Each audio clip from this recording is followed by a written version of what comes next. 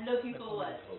Helen Hai, a keynote speaker at the recent economic summit hosted by NTV Uganda, says the secret to Africa's industrialization lies in its redundant and skilled but abundant labor force.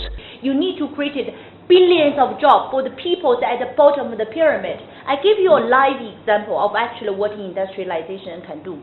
Why have my shoe factory in Ethiopia? I have to recruit, I'm feeding 2,000 workers because I'm providing 3 meals for them. You know what happened? In the 2 nearby villages, all the chicken bought by me. And then they're very happy. You know what happened? The farmers, they actually have to expand their production. And you know, when the 2,000 workers, they earn the salary, the next day what they do? They spend.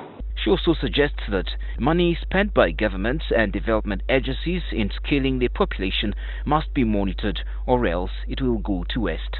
So when I came to Ethiopia, I didn't actually recruit any people despite the government spent millions, on the training on that.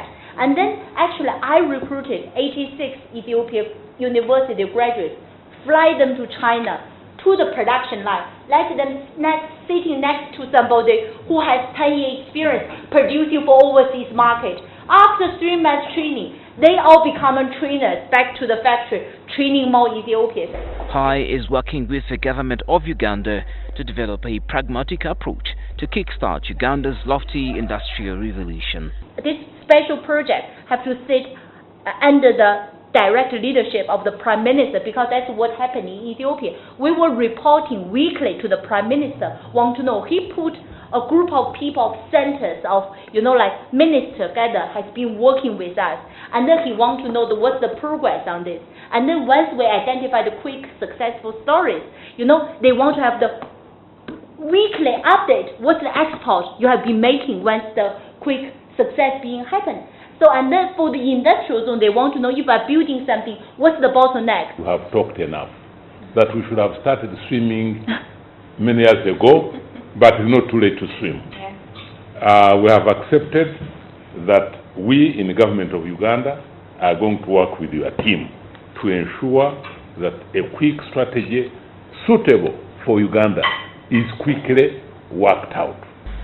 Economic growth in Africa over the next 10 years will be driven by a range of sectors, including agriculture and manufacturing, which will unlock the continent's potential. And for Uganda to achieve this target, the industrial sector must be key in this process. Now, much of Africa appreciates the emergency of the Chinese.